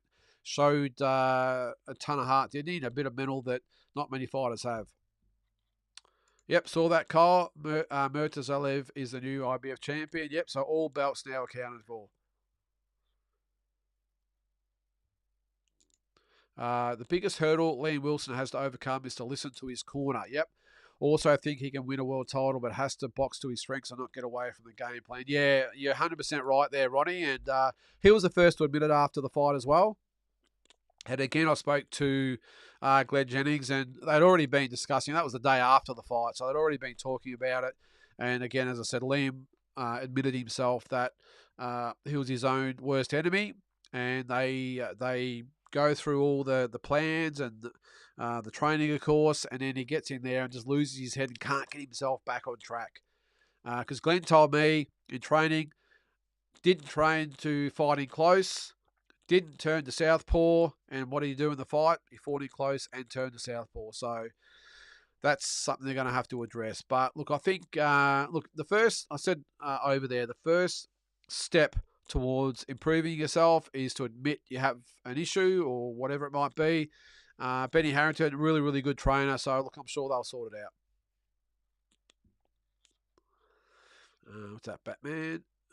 Against a guy with the reach of Klitschko, but literally showed me he's a warrior. This is Tim, and a credit to boxing. I can't wait to see what's next. Hopefully he can get busy sooner rather than later. Well, might be later, Batman, because I think I said earlier that it looks like it'll be November or December. That cut's going to probably take a couple of months to heal the body. And he has been very active in the last couple of years, so it's probably not a bad thing for him to just have one more fight for this year in November, December. I've got no dramas with that. Mutzi, is Nikita versus Creative pay-per-view? Yes, it is, Mutzi. That's a farce. I'll be saving my hard-earned for Cambo, then into Apatai the week or two after. Yep, well, I couldn't blame you there much. There's only so much money to go around. So if that's the case, I would be doing exactly the same thing, mate. What do you got there, Ronnie? Good to see you. A few comments tonight, mate. Liam Wilson had his opponent in all sorts of trouble early on working off the jab and stepped around Oscar Valdez. Well, the first couple of rounds, Ronnie, he looked $1 million. I thought if he keeps fighting like this, we're in with a chance here. But then Valdez just lured him into a little bit of that punch-on type of, or in the trenches a little bit. And for the rest of the fight, Liam refused to step out of the trenches. And when you've got a banger like Valdez, who just plants the feet, throws bombs one after the other, very, very tough to go toe-to-toe with Oscar Valdez. And look, that's just not Liam's. That's just not the way he fights. He can punch, but he's not a puncher. He fights at low range, sets him up, gets him the left hook or in position to throw the right hand, whatever it might be. In the trenches is not his go. So let's hope he learns from it. I'm sure he will. At the end of the day, he's not going to win those big fights unless he makes some adjustments. And now the challenge is on him to make those changes and come back for another crack. Yes, Carl, congratulations to George and Lobber. 44,000 tickets sold. Is that right? Does it even hold 44,000, Carl? I knew it was a sellout. I didn't think it held that many, to be honest. But either way, it's a sellout. Carl, so congratulations to all concerned. And probably the first 80% of the tickets sold in the first few days. So, yeah, it's a credit to all concerned. The fact it's in Perth and everyone travelling over to Perth, the Perth government will be rubbing their hands together, or the WA government will be thinking, yep, boxing fans will travel. They'll obviously have the UFC over there as well. So, credit to all concerned there, mate. Victoria could bring Fundora to fight here. That's right. We have spent all the taxpayers' money on train stations that people don't use. I'm with you there, Peter. Don't forget the $600 million they spent on the Commonwealth Games that we never had. The $1 billion we spent on a tunnel that we didn't build. So that's the Victorian government. Not to mention, by the way, with the amount of money they gave away with the COVID situation, Peter, where now they're hitting people with a second property with land tax, increasing it by up to I think it's 500 or 600% from a couple of years ago, and openly admitting it's for recovering the money they spent during the pandemic. So that's our government for you there, mate. But yeah, it makes sense. Tim hasn't had a big fight in Victoria. The only fight he's ever had in Victoria, by the way, was on my show back in 2018 in Bendigo when he fought up there. And we had Andrew Maloney on the undercard to that as well. It's the only fight he's ever had in Victoria. So probably makes sense to come to Melbourne. Why not? And one thing, if you came to Melbourne, I think they would sell the most tickets out of any city to go to be honest. I think the fact he hasn't been here before, Melburnians love, or Victorians in general, love a big event. And I would think if Tim Mizzou fought Fundora, even at Marvel Stadium, I reckon they'd get 60 to 65,000, no problem. What's that there? I don't think the location really matters. Zoo beats him in a rematch. I'm convinced wherever it happens. I agree 100%, mate. Jules, your chat with Glenn and D-Style at the casino was great. Very surprised by the honesty, Liam's lack of discipline. That said, do you think Liam has it in him to make changes and stay the course? As I said, Jules, that is the challenge, isn't it? It's one thing to sit down and address it, start to look at it in training, to another one to then get in a fight and have someone land a big one, and then what do? Do I engage? Do I go back to where I was? That's his challenge there, mate. But as I said, he's got a great team around him. I wouldn't be surprised if maybe there's a sports psychologist involved as well. Anything, whatever it takes. And I'll tell you another one, Jules, I didn't actually put on camera, and I don't think I've even mentioned in my stories. We actually, when we're sitting with Glenn and D-Style at the MGM, Dr. Bill came over. I can't remember his last name. He's Tim's personal doctor. He came over and sat down, and Glenn said, "Oh shit! Look, I've got a phone call. I'll be back in a sec." Well, while he was gone, Bill talked to or spoke to D-Style and myself. That guy is a very, very intelligent man. Very intelligent. Knows his stuff. I can't believe he wasn't in the corner with him, because I'm sure he would have said, "Stop the fight right here and now."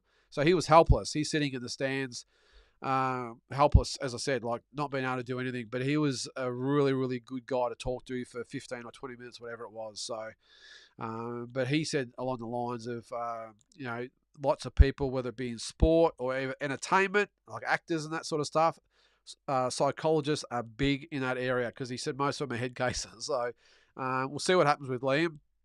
Excuse me. But I think they will give him whatever help they can, mate, to get him back on track. What's that, Carl? I love how Lara's nickname is the American Dream, and you can't speak English. Yeah, I was thinking that myself, Carl.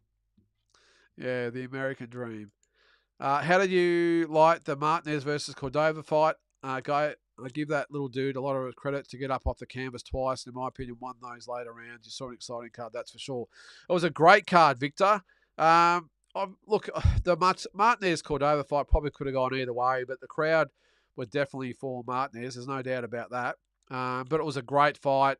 Probably put the Michael and Lara fight aside. We had three really, really good fights. I missed the Mendoza Boacek fight, I will say. I had to watch it on my a little bit on my phone.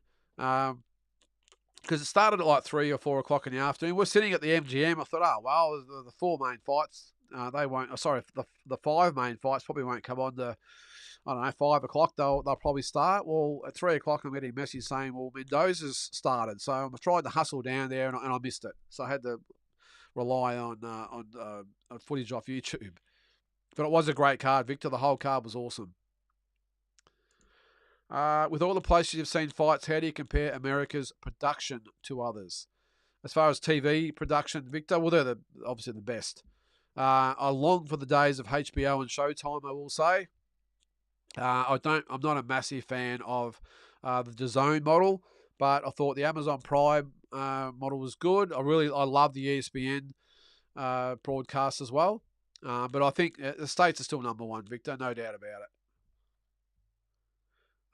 Look, they try in Australia, but it gets a little bit cringeworthy sometimes, let's just say. Lara reminded me of Obatiah fighting Zorro. Just waited for the clear shot. Well, yeah, it's a good description there, Peter. I can't argue with her, and I shouldn't laugh about it. Saw Michael's not laughing about it, but it did. It was just, look, the fight was so... I know it only went less than 2 rounds, but just... It just looks like the level in class between them was so vast, and it shouldn't have been that way because Michael's shown more than that in a lot of his other fights. But as I said earlier, it's like he's one fighter, he's Jekyll in Australia and Hyde in the States or overseas. He can't seem to take that belief and mindset that he has in Australia. I mean, look at the guy that fought Hardman. It not just fought him in the lead up to it. He had arrogance about him, a good arrogance, I will say. Is up and about, didn't take any shit. Just carried himself with the successful arrogance that you need at that level. But then when he goes overseas, he just tends to lose all that. I don't know whether he's insecure or he loses confidence in himself or maybe overrates the guy he's going in with. I don't know.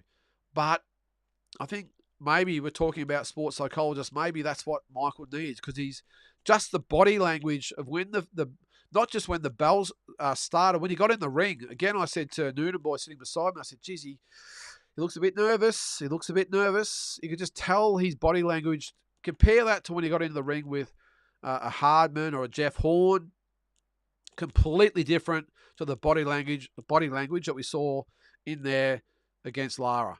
And I can't explain. I've never been in the centre ring of the T-Mobile Arena, but he might just be one of those fighters who just struggles to take the Australian form and put it into his overseas form. Because as I said, the body language that he has in Australia completely changes when he goes overseas. So that's a challenge to him. Maybe he needs a sports psychologist to sit down and say, hey, what's going through your head? Why are you doubting yourself so much or overstating the opposition when you get in the ring overseas? So, yeah, as I said, it's not all just about these. Sometimes it's using your head as well, and that's a challenge that Michael's going to have to address if he's going to have any chance of getting anywhere near back that level again. Put Zoo versus Spence in Texas. It will do well. Yeah, well, I think any fight involving Spence will be massive, mate. And now Tim's an A-lister now, isn't he? An A-grader. So I think he's got a name now. He's known. So if you put that fight in Texas, I think it probably sells 40 or 50,000 at the Cowboys Stadium as well. Stitch said he told the doctor to stop the fight with Klitschko and Williamson due to Vlad's cut. And I didn't think it was nearly as bad as Zoo, in my opinion. Well, that's the thing, Victor. A good cut man's not just a guy who can actually work on the cut. It's also a cut man that knows what a certain cut is like.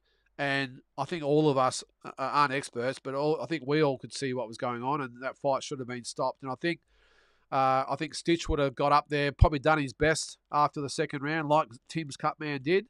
But he would have known during the third round that it's not going to stop. And I think if you look at his interviews that he's done, he said it hit in his opinion, it hit a vein in his head. the one that goes down the middle of your face. He said once that gets cut, very, very hard to stop. So I got a feeling he would have sent Tim out for the second round because, again, as I said, they got caught with the pants down a little bit because it happened right on the bell. They would have been underprepared. But I would have thought after the third round, Stitch would have said, no, I can't stop this cut. You're going to have to stop it. So, and sometimes you have to save the fighter from themselves. Because Tim, of course, is going to say, I can see. I think anyone in the arena and watching on TV could tell that he couldn't see when all he's doing is wiping blood away from his face, and his eyes were red. Like the whites of his eyes were no longer red. They were white. They were red. There was that much blood in his eyes. It was, it's staggering to think that he could go that long without being able to see. Peter says Liam is not a smart fighter, and his inability to control his aggression cost him fights. Well, again, Peter, that's what they're going to have to work on if they're going to have a chance at winning that world title. You're going to have to cover your eyes during the Papaloni fight or risk an eye full of peaches. Oh, yeah. Is he trained by him, is he? Yeah, well, I have been very critical of that, mate. Surely there's one... Well, firstly, you should have a bit of etiquette and say, well, I'm going to wear some shoes into the ring. But two, there should be... The combat board should be saying, hey, mate, you need to have covered shoes on in the ring. Don't get me started on that, Jules. No one's got going on the air flights yet either, by the way, which is good. Don't get me started on that. What's that, Carl? He disagrees with Pete. I think Liam fights to the level of his opponent, and when he smells blood, he finishes them. This is Liam Wilson, I'm assuming. Yeah, to some extent, Carl. Look, he's been stopped 3 times by fighters, probably because he's fought the wrong fight. The Navarrete fight I can understand because he dropped Navarrete. You could probably understand that he's going to try and get him out of there and probably changes his game plan.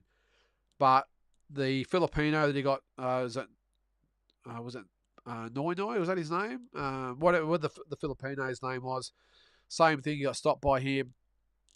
And then, of course, Valdez. So I just think he gets drawn in, Carl, and just he strays away from game plan A, goes to game plan B or C, and struggles to get back to game plan A, and that's his issue. So let's see if he can do something about it. Jack Dilks, the pride of Port Adelaide. Excuse me for a sec there. Picked up a little bit of a head cold over there. What do you got there, mate? I know you don't believe in robberies, but saw one live at the Adelaide Oval on Saturday afternoon. Well, it's not a robbery if you finish in front, Jack. I can't believe this is Carlton beating Fremantle. I can't believe everyone jumping up and down about the second free kick, Jack. If you don't know, Carlton hit the front with 45 seconds to go. They got a second kick, put it beyond doubt. Carlton were in front, Jack, when that second free kick was paid, and there was only 40 seconds to go in the last quarter, mate. So not a robbery. The best sides always find a win, Jack. Find a way to win. And let's just remember you're a St Kilda supporter. Although you guys did the same thing, come from behind and got the win. So anyway, get back to the boxing. Liam's biggest flaw, in my opinion, is he looks to KO ASAP when he realises he's winning, deviates from why he's been winning. I think he's at least acknowledges that now. Yeah, it's a good point, Eddie. He has been good at that. If he hurts an opponent, or in the Navarrete case when he put him down, instead of maybe stepping back, picking his shots and really trying to land the quality shots and not just throwing them for the sake of it, he does tend to just go for it, fights into his opponent's hands, and then loses his composure, and we're seeing the results. Victoria gave $15 million to Netball Australia. Yes, they did, Peter. So if you're not familiar with that, the Australian netball team declined the sponsorship of, what's her name, from Hancock from WA, because supposedly something her dad said 30 years earlier. But anyway, the good old Victorian government said, that's okay. It's not our money. It's only the taxpayers' money. We'll let them pay for it. We'll give Australian netball $15 million for nothing.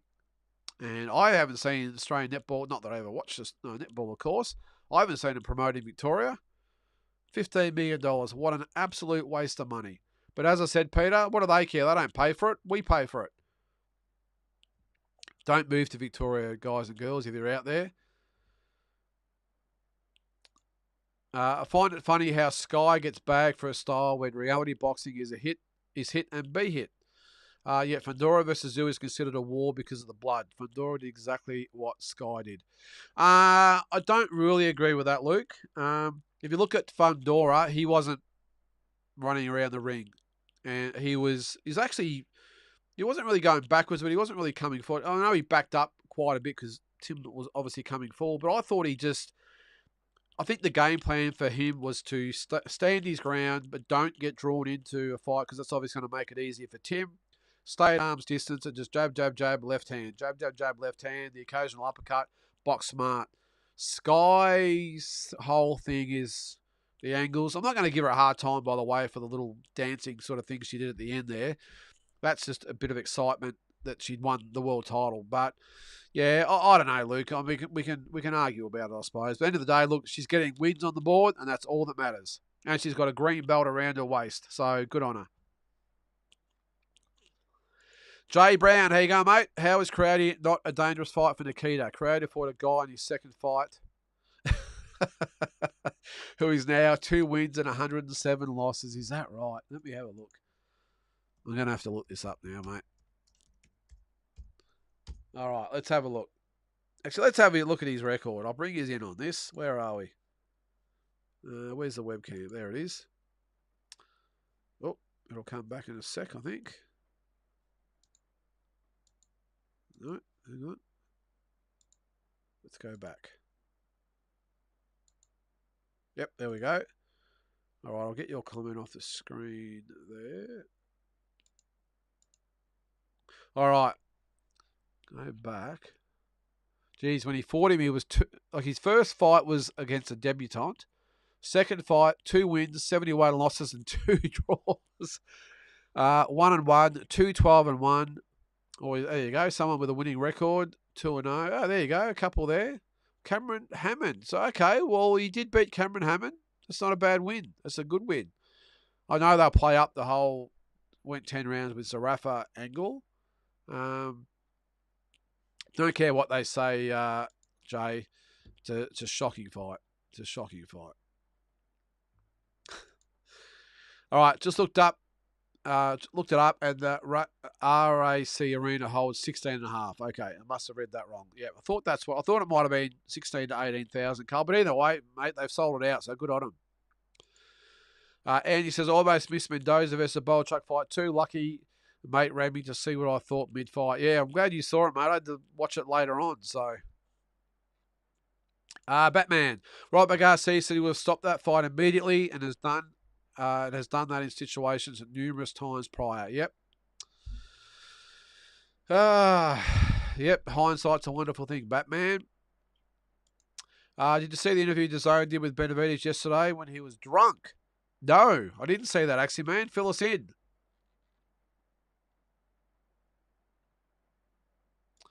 Peter, Labor destroying Victoria one day at a time. Here, Peter. Hey, people vote for him. hand on heart say I never vote for the pricks. But anyway, we're not getting political on here, Peter. I know there's a lot of Labor voters out there. I wouldn't say there's watching now. They're probably turned off, but you get what you vote for, Peter. And I'm happy to say I didn't vote for the pricks. Anyway. It's the Pata Brand Boxing Podcast. How you going, mate? I did see you on the D-Style the D-Style show a week or two ago. So I love your content there. And if you don't follow, there's a Pata Brand Boxing Podcast, guys. Make sure you do. Very good content. So welcome to the show. But I didn't see that Zapata, that David being drunk. Hasn't he got a fight lined up a couple of months? Is it June? I think it's on the Tank Davis undercard, which is that a bit of a step back? What do you guys think? Should he be main event above Tank, or does Tank deserve top billing? I don't think it really matters, to be honest. I think either one of them could be the top billing of the card. But yeah, it's interesting. But I didn't see the drunk interview there, guys. I'll have to check that out. Well, I can't believe I've actually got ahead of the content here, the comments here, guys. Have I missed a couple? There's been 156 of them. Maybe I've missed. No, I don't think I'm good. All right, so he apologised. Okay. All right, I wasn't aware of that. He got on there drunk. What is? And then you've got Ryan Garcia as well. So he's talked about smoking weed and drinking and well, that fight. Can you believe that we're only 2 weeks away from that fight? I think we all had doubts that Ryan Garcia and Devin Haney would happen, and here we are. We're only 2 weeks out, and then we've only got a month after that for Fury and Usyk. So we've got some massive fights coming up, and of course our man Jai Pataya and numerous others. Then of course we've also got Kambosos Lomachenko. We've got the two Maloney boys. Amazing time to be a boxing fan at the moment. Andy, David Benavidez got drunk because he won't fight until Canelo in September, possibly. Well, he's scheduled to fight the Russian, Andy. I think it's all been announced, hasn't it? That it's official. He's not fighting Canelo in September, I wouldn't have thought, mate. Now, what's the big surprise that Canelo has for the Munguia card on May the 4th? That's something. I said this on D-Style the other day, or he said it as well. Is it the launch of a sports drink or a clothing range or a video game? Who knows? But apparently he's got a surprise for us after the Munguia fight. So I don't think it's going to be Benavidez, but fingers crossed that it is. Ronnie, what do you got there, mate? Pretty impressed with Zerdos' performance against Gulamarian, the first Mexican cruiserweight world champion. I think he's got very good skills and very good ring savvy. Who's next? I don't know. Now, that was cruiserweight. Yeah, it was. Well, maybe does he get thrown in the Jai Pataya mix as well, mate? I didn't actually see that fight because was that last weekend or the one just gone or whatever it was, but I haven't actually seen it, mate. But apparently it was a good performance. Some really good cruiserweights out there at the moment, especially coming from England and that as well. So I think there's some good fights to be made in that division. It was looking a bit barren there for a while, wasn't it? But all of a sudden, we've got some good fights at cruiserweight. What are we on? Mixed. All right. What's that, Peter? Ryan will not win a round. I don't think so either, Peter. He was extremely drunk, could hardly speak. This is David Benavidez. Hopefully for his sake it's a one-off and not the norm because alcohol and longevity in sport don't mix well. Well, look, the one thing is I can't believe when you're at that level and you're about to start training camp, you're actually getting drunk. I don't mind if you're the one drink here or there, but actually be getting drunk or smoking weed or whatever it might be. But the astonishing thing is that they're actually doing it on podcasts or interviews. That's what I don't get. Surely the management around will be saying, mate, you're not doing that. No live streams, no nothing without it being approved by the manager. Especially when you got guys like in this case that haven't got a brain in the head to say, well, that's probably the wrong thing to do. Why would you accept to go on a live stream if you've been on the drink? Doesn't make sense to me.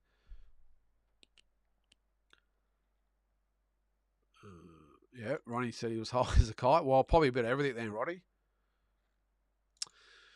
If you are Gavojovic, is that how you pronounce it? I can never pronounce the Russian names. Seeing Benavidez drunk during training camp, taking you lightly to just give you more motivation.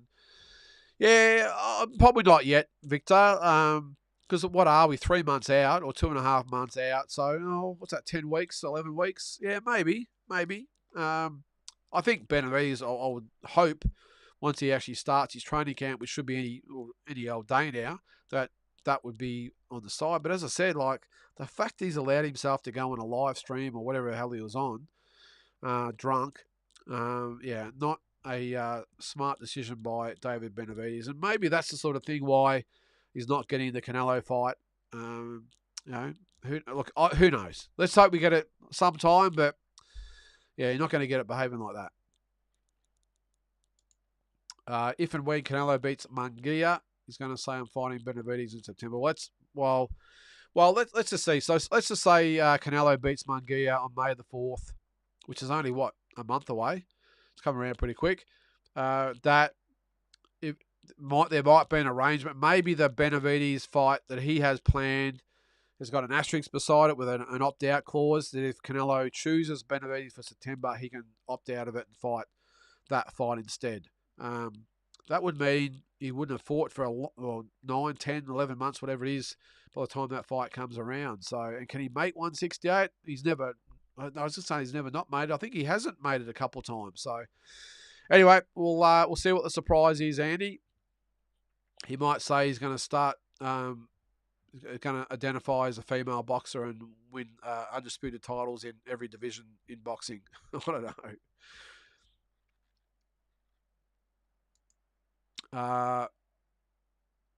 Yeah, definitely an issue. Drug issues for sure. There's a batter. What's that say there? I'm sure Gavodjevic, is that? I can't pronounce that. Will be happy seeing that also. Yet seeing Benavidez drunk. Isn't Inoue back in action again soon? Yes, he is. Let me. Now, is that on? That's on Jason's card. So that's May the 5th. Or no, 6th, I think it is. May the 6th. Let me type it in.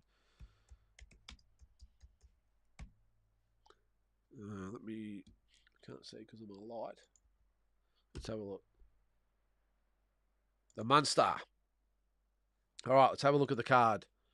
The biggest card in Japanese history, apparently. Come on. No, I need to go out of it and come back. All right. There it is there. So he's fighting, there you go, Lewis Neary. So 35-1 is Neary. Inoue, 26-0 for the undisputed 122-pound title. Jason Maloney against Yoshiki Take. So that will be a really tough fight. Takuma Inoue on there as well. I had it in my head that Nakatani was on that card as well, or Tanaka. Obviously not. But apparently it's the biggest card in Japanese boxing history. So, yeah, big fight for Jason. Tough to go over to Japan and win, but if anyone can do it, he can. Benavidez is an animal, says Peter. Beats Canelo with ease. I've got to disagree with you there, Peter. I've agreed with everything you've said tonight, re the Victorian government, but I still think Canelo, there's the size difference. I understand it. I just think that Benavidez' style is custom-made for Canelo, and I just think Canelo wins that. Although, geez, can you imagine the size difference on fight night?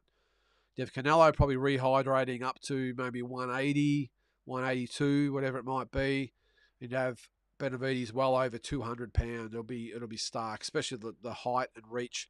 But I still think Canelo has enough to get it done. Ronnie says, yes, Mutzi. Yep, Jason defending his title in Japan against a Mexican. Also, Jason. Sorry, that's. Oh, yeah, against the Mexican. Yep, Jason Money defending his title as well against the Japanese. Yep, that's right, mate. So that's against Taki.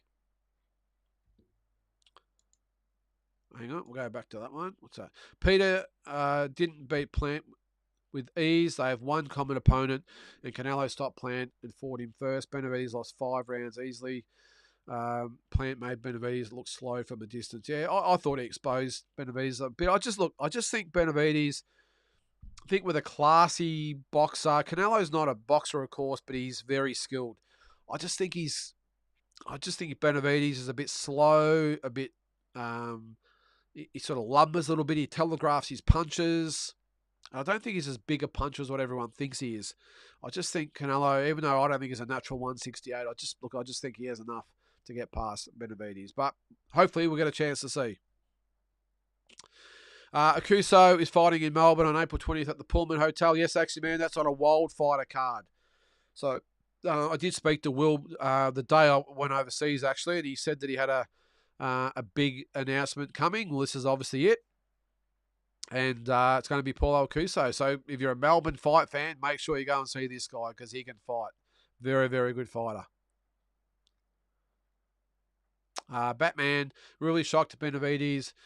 Didn't stop Plant. Yeah, well, Plant's pretty cagey.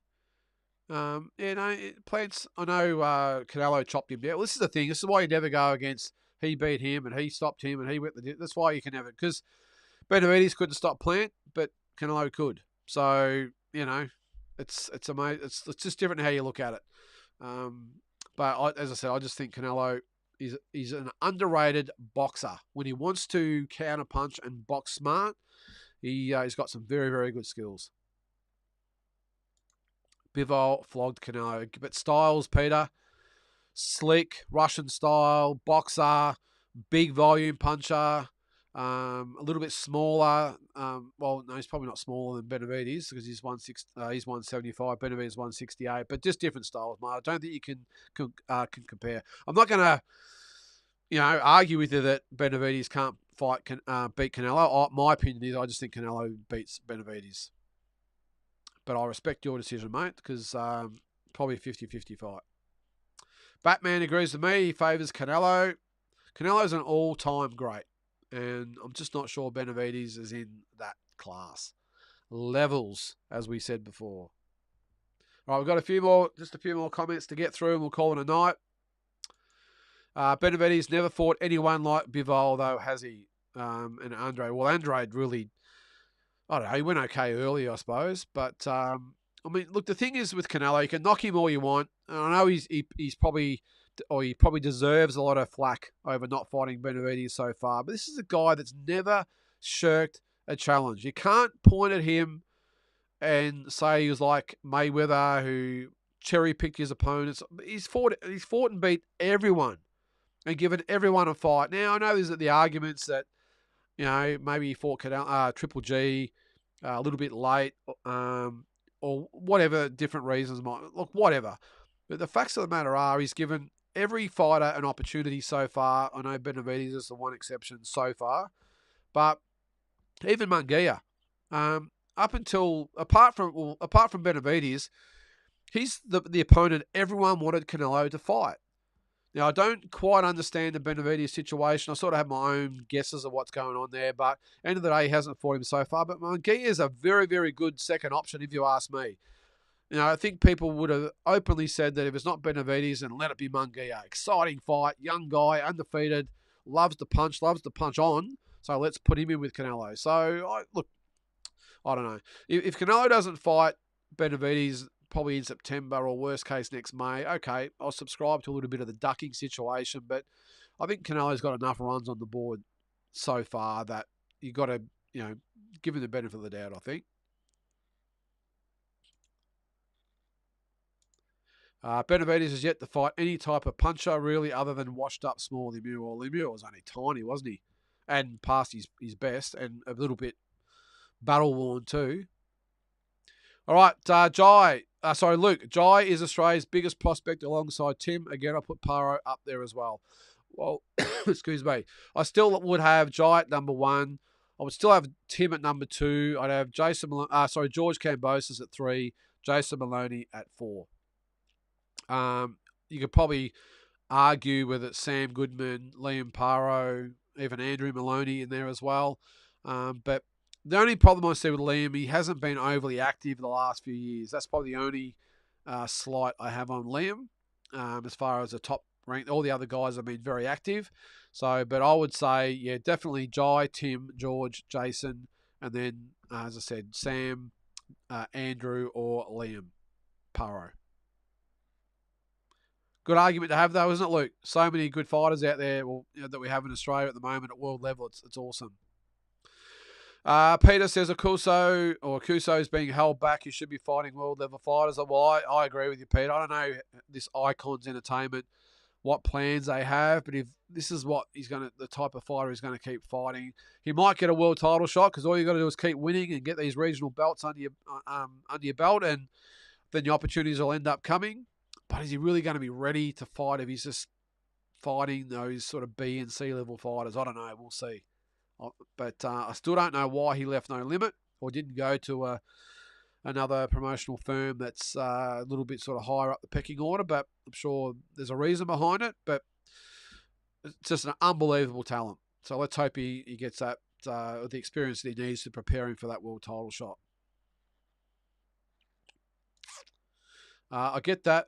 Munguia hasn't done anything that trumps Benavidez, bringing up 40-year-old Triple G, bringing Mel up from 154 is okay, but it's always more obstacles with David. Yeah, well, as I said, mate, I got to give him a little bit of the benefit of the doubt. This is Canelo, but as I said, if he doesn't fight David within the next 12 months, I'll probably have to agree that he's ducked David Benavidez. It's almost like he doesn't want to fight him out of spite. It's like, you're not going to tell me what to do. I'm my own man. I'm in charge of what I do, so don't tell me what I can and can't do. It's almost he's like digging his heels in to make a bit of a point that he's his own man and he'll fight whoever he wants to. But what he's doing, he's turning a lot of fans off, and Canelo fans in the past are just starting to turn a little bit and question why he's not giving them, his loyal fans, giving them the fight that they want. So let's hope, as I said, in the next 12 months he changes his mind and we get the fight we all want.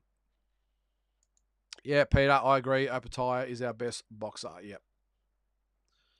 Couple more. Jai Munguia has more KOs than Benavidez has fights.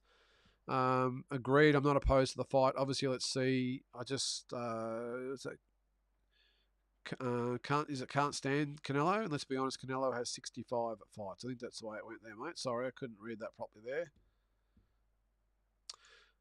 He's given the sport more than anyone this era. Regardless, he'll be a legend no matter what happens from here. Yep, first ballot Hall of Famer, mate. Ronnie Pickin putting it out there. Strong feeling that Munguia beats Canelo. Well, he's always in with a chance. I'll stick with Canelo with that too, though, Ronnie. I reckon it'll be a great fight. Canelo is a calculated pressure fighter looking for counter KOs. Benavidez is a volume pressure fighter, yeah. Yeah, well, I just think that plays into his hands, Andy. Munguia is dangerous, but odds have Canelo a much bigger favourite than he was against Jamel. Crazy to think. Is that right? I would have thought that, what's that? Yeah, I would have thought this would be some pretty good odds for Munguia.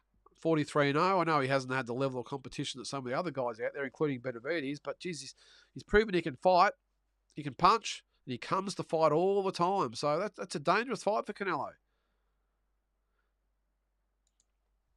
Munguia robbed against Dennis Hogan in Mexico, life and death with Sergey. Best you got is Ryder. I don't know. Canelo does what he wants, which is why I won't be surprised if he picks Belunga next. Well, that's another one we haven't discussed, Victor. That might be the next one, and maybe he says, I'll fight Benavidez next May. Not going to be good if he picks Belunga next, Victor. I can tell you. Going to be some very unhappy people. All right, last comment here, guys. Canelo was a 5-1 favourite over Bivol, but he was 2-1 over Jamel opening odds, and he's 7-1 or best 6-1 over Munguia. Bookies have no doubt Canelo wins. Yeah, well, I think he wins. I just think it's going to be a really good fight, Batman. I think it's a really competitive fight.